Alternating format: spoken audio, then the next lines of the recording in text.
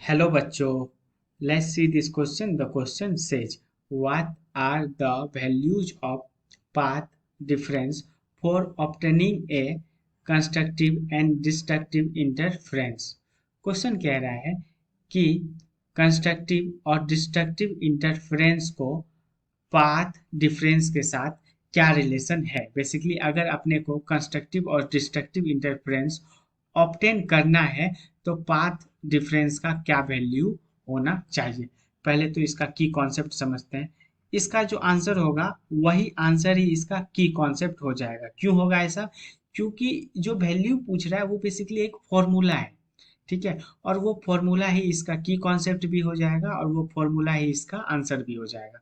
तो देखो, पहले आते हैं कि अपने को कंस्ट्रक्टिव इंटरफेरेंस के लिए पाथ डिफरेंस कितना अमाउंट चाहिए होता है, क्या मेजरमेंट उसका चाहिए होता है। तो अपन यहाँ लिखेंगे constructive interference, constructive interference, constructive interference.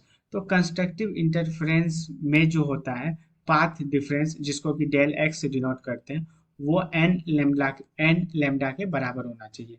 Delta x क्या हो गया? डेल्टा एक्स हम लोग पाथ डिफरेंस को कहते हैं, इसका शॉर्ट फॉर्म है। पाथ डिफरेंस किसके बराबर हो गया? एन लेमडा के बराबर।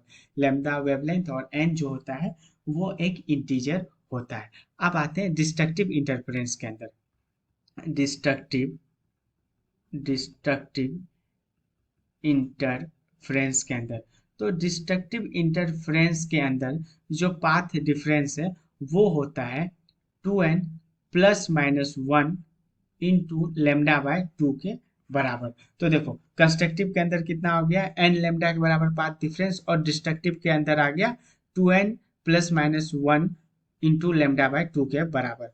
Hope you understood it well. Best of luck.